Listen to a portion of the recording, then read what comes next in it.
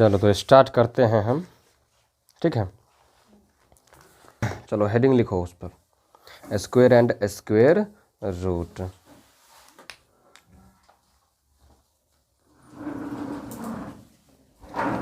लिखा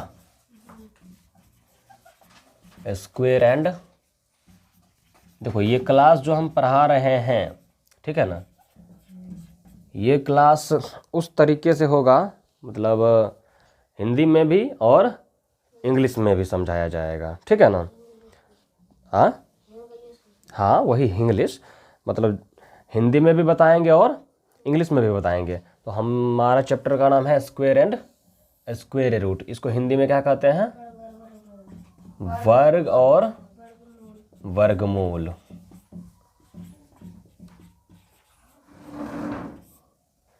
देखो ये चैप्टर का नाम सुन करके बहुत सारे बच्चे के दिमाग में सिर्फ इतना आता है, अच्छा वर्ग निकालेंगे, वर्गमूल निकालेंगे, बात खत्म। जबकि इसमें बहुत सारी ऐसी बातें हैं जिसको कि हमको समझना बेहद जरूरी है। तो हम लोग क्या करते हैं कि सबसे पहले जो उस चीज़ को समझने के लिए ज़रूरी है, हम पहले उस चीज़ को समझ लेते हैं। क्या हम वर्ग का मतलब समझते हैं क्या? वर्ग, जैसे किसी भी संख्या का वर्ग, जैसे संख्या का वर्ग निकालते हैं ना कि नहीं निकालते हैं? निकालते हैं। किसी भी संख्या का वर्ग क्या होता है? जैसे वर्ग कहने का मतलब है कि किसी भी संख्या के ऊपर पावर 2 होना चाहिए, पावर 2। जैसे पावर और एक्सपोनेंट चैप्टर तुम लोग पढ़ा है ना, तो उसमें क्या होता है कि बहुत सारे पावर होते हैं, पावर 2, पावर 3, पावर 1/2। तो उसमें से कुछ एक ऐसे पावर हैं जिसको कि क्या एक स्पेशल नाम दे दिया गया। जैसे कि अगर किसी भी संख्या के ऊपर पावर 2 रहता है, क्या पावर 2 रहता है, तो इसको हम बोल देते हैं स्क्वायर। स्क्वायर सिर्फ बोल देने से ये अंडरस्टूड हो जाता है कि हाँ किसी भी संख्या के ऊपर पावर 2 होगा। अब हमने यहाँ पर कहा 6 का स्क्वायर निकालो, कहने का मतलब क्या है? 6 पर पावर 2 दो, यानी कि 6 को 2 बार गुना करो, पावर यही ना बताता है। जैसे 6 पर पावर 2 हमने दिया, तो ये पावर क्या बताता है? यही ना कि भाई ये जो 6 है ना, इसको आप 2 बार गुना कीजिए। बच्चे इसको इस तरीके से समझता है, ये 6 को 2 बार गुना कर दिए, ये तो 6 को तुमने 2 से गुना कर दिया ना। 6 को 2 बार लिखना था तुमको, 6 को 2 से नहीं गुना करना था। तो इसीलिए हम 6 को 6 से गुना करेंगे तो 2 बार हुआ ना गुना, 2 बार नहीं लिखा है, 6 नहीं लिखा है। तो ये होता है वर्ग किसी भी संख्या का। 6 का स्क्वायर हमने किया, 6 का वर्ग हमने किया, तो क्या मिला हमको? 36। तो 6 का वर्ग कितना? 36। 7 का वर्ग, 7 का वर्ग, इसको 2 बार लिख देंगे तो क्या हो जाएगा? 49। इस तरीके से ये क्या है? ये किसी भी संख्या का क्या है?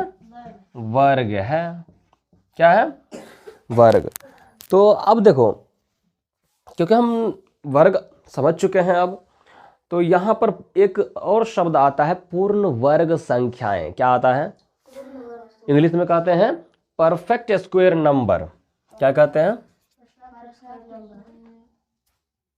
पूर्ण वर्ग संख्याएं। और इंग्लिश में क्या कहते हैं? Perfect square number. इस चीज को जो है ना, ये सबसे ज्यादा जरूरी चीज है, हमको ये समझना है, परफेक्ट स्क्वायर नंबर, ठीक है ना।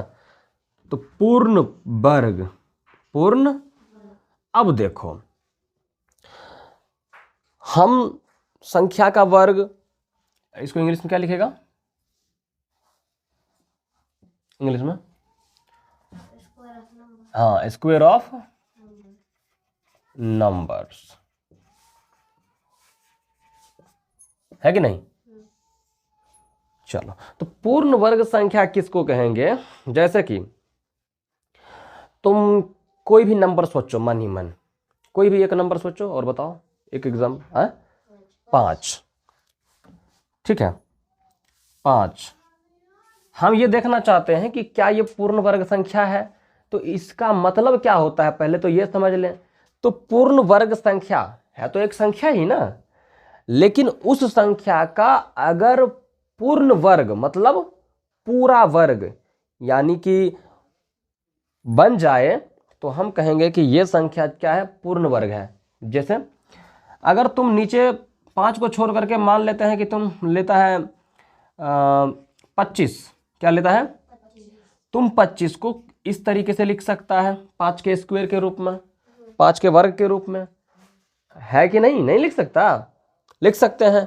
तो 25 जो है ये पूर्ण वर्ग संख्या है। ये 25 कैसी संख्या है, पूर्ण वर्ग संख्या है, जबकि ये 5 पूर्ण वर्ग संख्या नहीं है। यहीं पर एग्जांपल ले लेते हैं 10 का। क्या 10 को कुछ इस तरीके से वर्ग के रूप में लिखा जा सकता है क्या,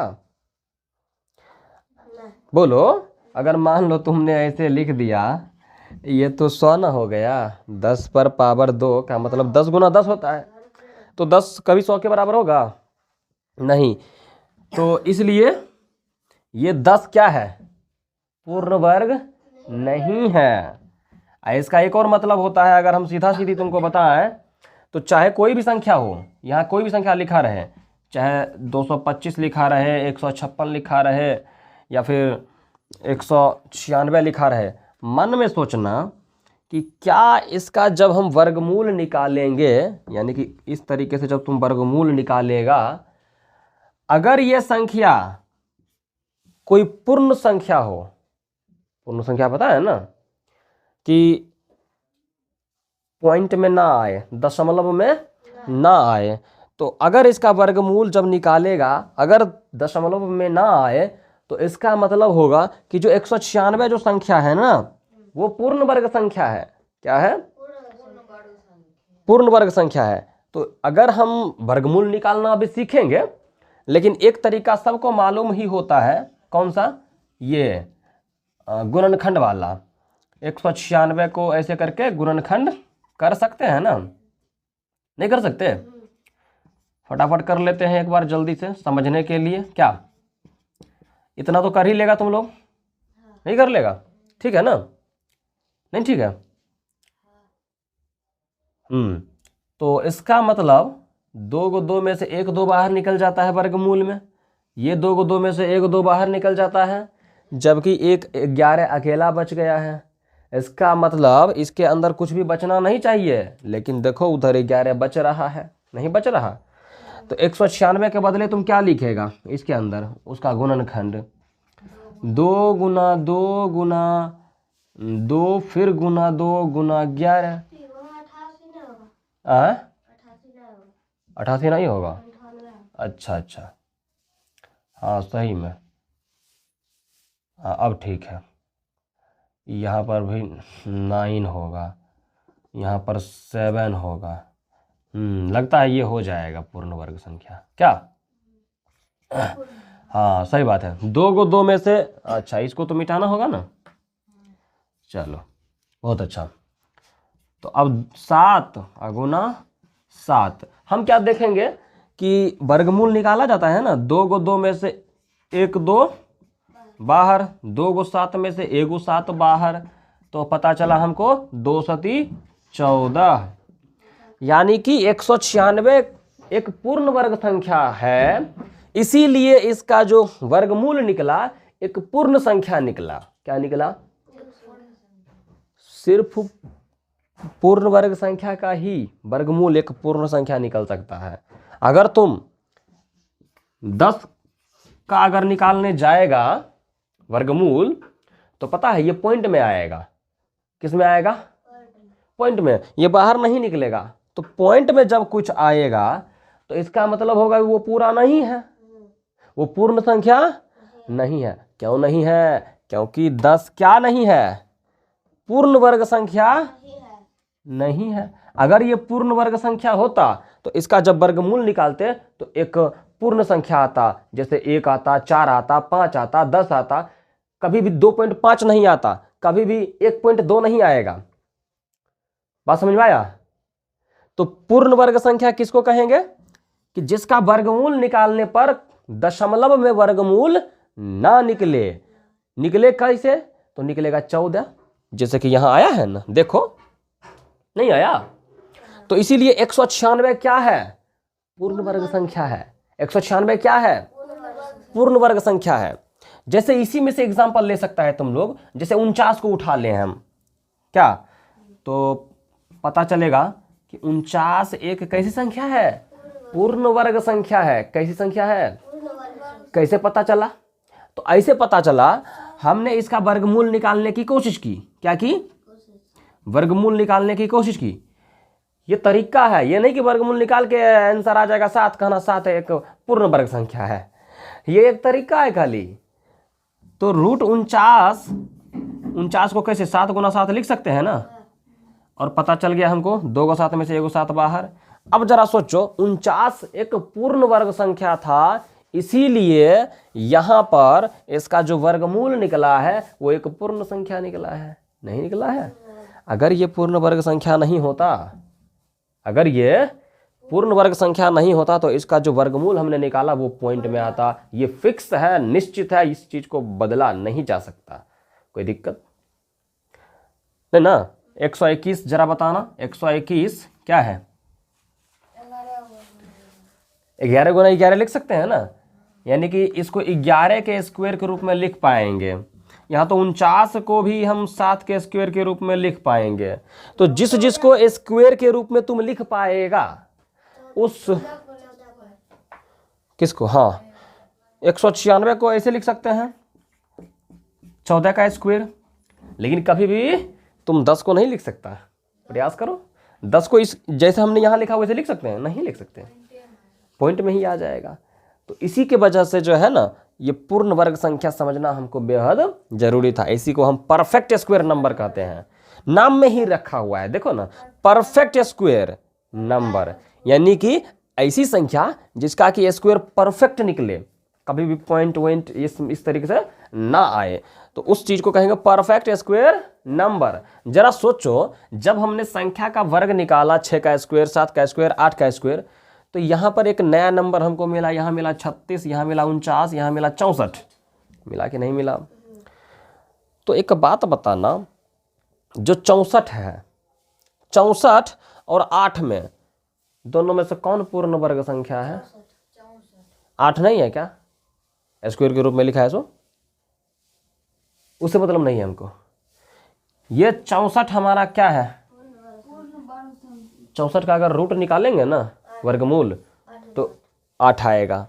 तो 64 का वर्गमूल 8 होता है। तो 64 पूर्ण वर्ग संख्या है कि 8 पूर्ण वर्ग संख्या है? 64 है।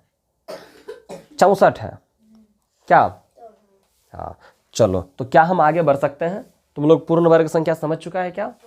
चलो ठीक है, आगे बढ़ते हैं। यहाँ लिख लो जल्दी से। तो यहाँ पर एक और प्रॉपर्टीज है, बात समझ में आ रहा है? देखो हम बता रहे हैं। इसमें क्या है कि जैसे इधर एक अंक के इस संख्या का हमने वर्ग निकाला। देखो नहीं, 1 मिनट, जैसे इधर 6 है, 7 है, 8 है, एक एक संख्या ही है ना, एक एक अंक वाला संख्या ही है ना, 1 डिजिट नंबर। तो 1 डिजिट का नंबर का जब तुम स्क्वायर निकालेगा ना, तो वो हमेशा या तो एक ही डिजिट का वर्ग निकलेगा या तो 2 अंक का। समझ में आ रहा है बात? कैसे? सुनो ना, जैसे मान लो यहीं पर अगर हम 18 का स्क्वायर निकालते हैं, कितने का? तो आंसर जो भी आएगा ना, या तो वो 3 संख्या का वर्ग होगा या 4 अंक। 2 संख्या का वर्ग निकालेंगे ना, है देखो निकालो, 18 गुना 18 कितना होता है? 18 8 144 का 4 बाकी 14। 18 एकम 18 4 22 10 32 324। तो जरा देखो, 18 का स्क्वायर हमने निकाला तो 324 आया। तो ये बात बिल्कुल सही है कि अगर 2 अंक की संख्या का वर्ग निकालेंगे तो आंसर में या तो 3 अंक वाला संख्या या फिर 4 अंक वाला संख्या आएगा। मान लो 4 अंक वाला संख्या रहे और उसका वर्ग निकाल रहे हैं हम, तो आंसर में कितने अंकों की संख्या आएगा? डबल करके एक घटा लो, डबल भी आ सकता है, एक कम भी आ सकता है। मतलब जैसे एक और देख ना लो तुम, 111 का स्क्वायर कर लेते हैं एक बार। तो 111 का स्क्वायर करेगा ना तो आंसर में कितने का आएगा पता है तुम लोग को? 3 3 है ना, या तो 1 2 3 4 5, या तो 5 अंक की संख्या आएगी या तो 6 अंक की संख्या आएगी। ये एक गुण है, देखो ना हम निकाल लेते हैं।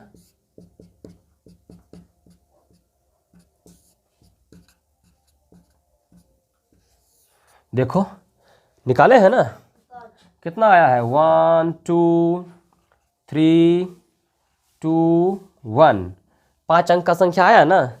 या तो यही बात है, किसी भी 3 अंक का संख्या का वर्ग निकालेंगे ना तो उत्तर में यानी कि वर्ग जब निकल जाएगा तो या तो वो 5 अंक की संख्या होगी या फिर 6 अंक की संख्या होगी। बात समझ आ रहा है? 1 अंक की संख्या होगी, जैसे एक अंक की संख्या कहाँ से कहाँ तक होती है? 1 से लेकर के 9 तक। वैसे 0 भी 1 अंक की ही संख्या है, पर 0 को हम काउंट अभी नहीं करेंगे। तो 1 का स्क्वायर करेंगे तो आंसर में 1 ही आता है। 2 का करेंगे 4 आएगा, 3 का 6 और 7 का 49। तो यह कहेगा 2 अंक आ गया। सो हम बोले ना कि 1 अंक का जब वर्ग निकालेंगे तो क्या आएगा? या तो 1 अंक वाला ही संख्या आएगा या फिर 2 अंक वाला संख्या आएगा। ये बात समझ में आ गया? पक्का?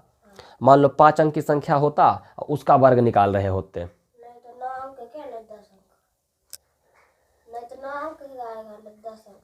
नहीं तो हाँ बिल्कुल सही बात है, क्योंकि 5 अंक की संख्या है ना, उस पर जब स्क्वायर लगाएंगे तो क्या आएगा? या तो 10 अंक वाली संख्या आएगी या फिर 9 अंक वाला संख्या ही आएगा। कोई दिक्कत है? ये बात समझ में आ गया ना? ठीक है, आगे बढ़ते हैं। तुमने समझ लिया कि पूर्ण वर्ग संख्या, समझ लिया ना? अब आइडेंटिफाई करो, आइडेंटिफाई परफेक्ट स्क्वायर नंबर, पहचानो परफेक्ट स्क्वायर नंबर को। पूर्ण वर्ग संख्या को क्या करना है? आइडेंटिफाई करना है, यानी कि पहचानना है। तो जैसे कि देखो हम तुमको कुछ क्वेश्चन इसी में से लेके देते हैं। जैसे कि यहाँ है 100, क्या है? देखो कि ये पूर्ण वर्ग संख्या है कि नहीं। दूसरा है 1000, फिर तीसरा है 33 0 55 0, चौथा है 1 2 3 4 5 6 300, 2 2 4 1 5 को 0 है। पहचानो। इसी में और है 11 है, फिर 12 है। क्वेश्चन दे रहे हैं, तुम लोग बनाओ। जो पूर्ण वर्ग होगा उसमें ऐसे करके टिक कर देना है, जो नहीं होगा ऐसे गलत कर देना है। बात समझ में आया? हाँ।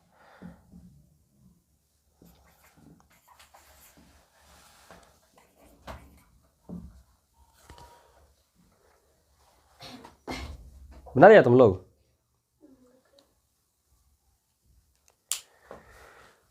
अब जैसे तुम यहाँ 100 का देख रहा है, 100 को इस तरीके से तोड़ो कि दोनों संख्या को अगर हम गुना करें, एक ही संख्या हो लेकिन, तो 100 ही आए।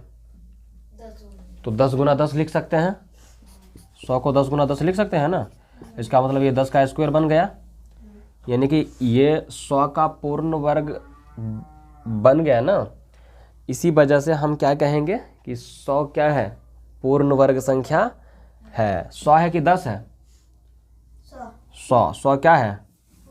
पूर्ण वर्ग संख्या है। तभी तो इसका स्क्वायर हम बना पाए बढ़िया से, नहीं तो पॉइंट वगैरह में आता, बटार में आता। अब यहाँ 1000 है, तुम 1000 को क्या लिख सकता है? वो तो पावर 3 ना आ जाएगा। हम तो पूर्ण वर्ग की बात कर रहे हैं, पूर्ण वर्ग की बात कर रहे हैं ना। तो 1000 को क्या इस तरीके से लिखा जा सकता है? अगर हम 100 गुना 100 लिखें, तो अगर हम 100 गुना 100 लिखें तो यहाँ तो 10,000 आ जा रहा है, नहीं आ रहा? लेकिन हम ऐसा तो कभी नहीं लिख सकते हैं 100 गुना 10, ऐसा नहीं लिख सकते। अगर यहाँ 100 तो यहाँ भी 100 ही होना चाहिए, जैसे कि यहाँ 10 गुना 10 है, तब कहेंगे पूर्ण वर्ग। तो ये नहीं हो सकता ऐसा। इसका मतलब 1000 क्या है, पूर्ण वर्ग संख्या नहीं है। यानी कि जब 1000 का रूट निकालने जाएंगे तो पॉइंट में निकलेगा। किस में निकलेगा, पॉइंट में। तो जो पॉइंट में वर्गमूल निकलता है वो संख्या, जिस संख्या का पॉइंट में वर्गमूल निकलता है वो संख्या ही पूर्ण वर्ग संख्या नहीं होता है। ठीक है ना, इंग्लिश में उसको कहते हैं नॉन परफेक्ट स्क्वायर नंबर। जो होगा उसको तो परफेक्ट स्क्वायर नंबर कहेंगे ना, और जो नहीं होगा उसको नॉन परफेक्ट स्क्वायर नंबर कहते हैं। एक बात बता दे तुम लोग को यहीं पर, बोलो कि पहले बनाएगा उसके बाद बताएंगे। चलो तुम लोग पहले आराम से बनाओ, ठीक ना। अब जैसे ये देखो, ये 3 नंबर जो है ना, ये पूर्ण वर्ग संख्या नहीं है। 4 नंबर भी पूर्ण वर्ग संख्या नहीं है।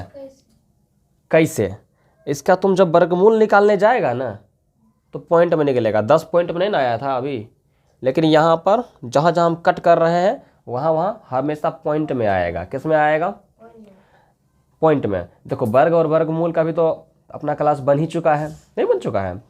तो तुम लोग ऐसे तो तुम लोग को सिखाए हैं ना वर्गमूल कैसे निकालते हैं।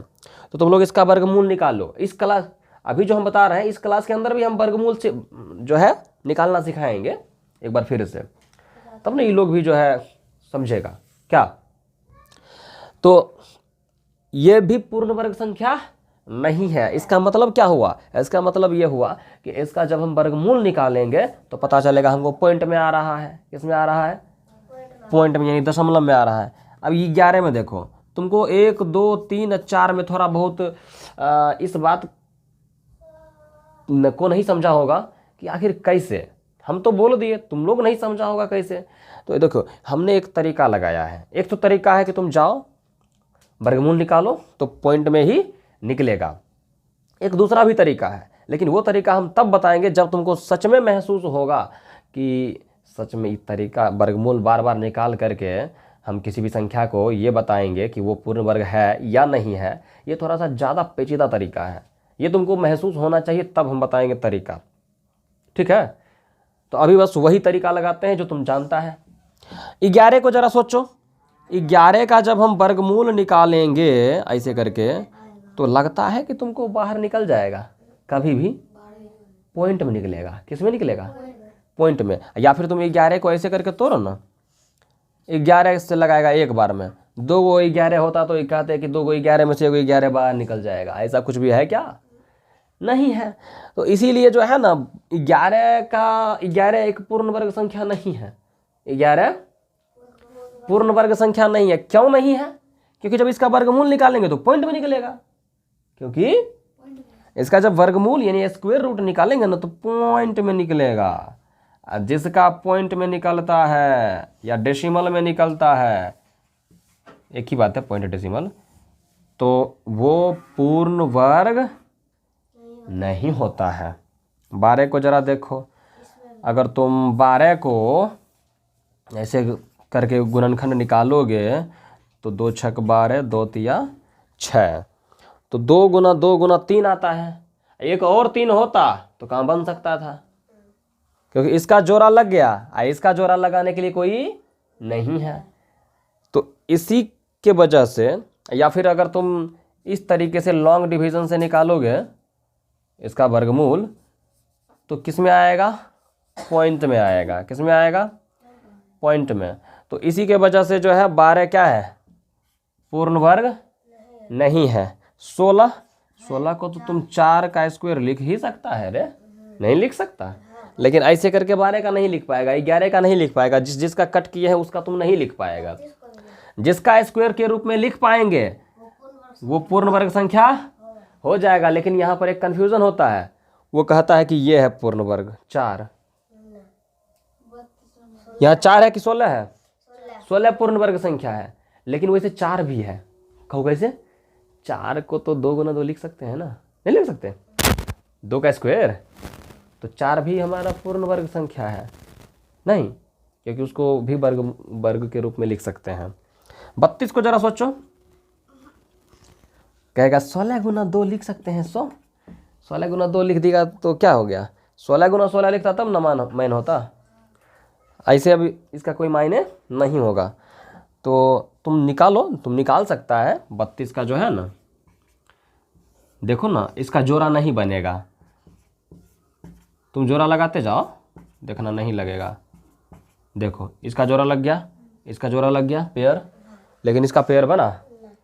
अगर बनता तब ना हम कहते कि 2 को 2 में से 1 2 बाहर, 2 को 2 में से 1 2 बाहर, फिर 2 को 2 में से 1 2 बाहर, लेकिन यहाँ है नहीं तो बाहर कैसे निकलेगा, ये वर्गमूल के अंदर ही रह जाएगा। इसीलिए हम क्या कहेंगे कि ये पूर्ण वर्ग संख्या नहीं है, ये पूर्ण वर्ग संख्या नहीं है। क्या ये तुम पहचान पाया?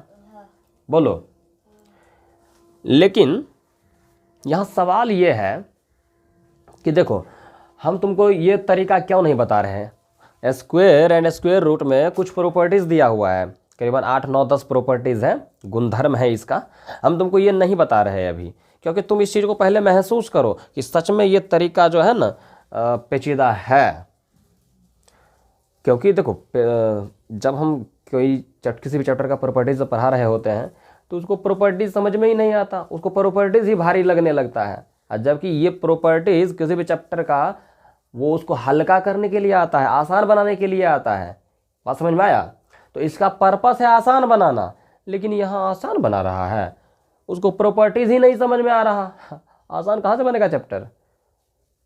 तो हर प्रॉपर्टीज़ को देखेंगे, लेकिन उससे पहले तुम इस चीज़ की कमी को महसूस करो कि हाँ सच में तुम इसका वर्गमूल निकाल के देखना। ये HW दे रहे हैं तुम लोग को, इसका जाओ वर्गमूल निकालो, ऐसे करके ले लेगा जैसे 1 2 3 4 5 6, 5 को 0, 2 3 4 5 को 0।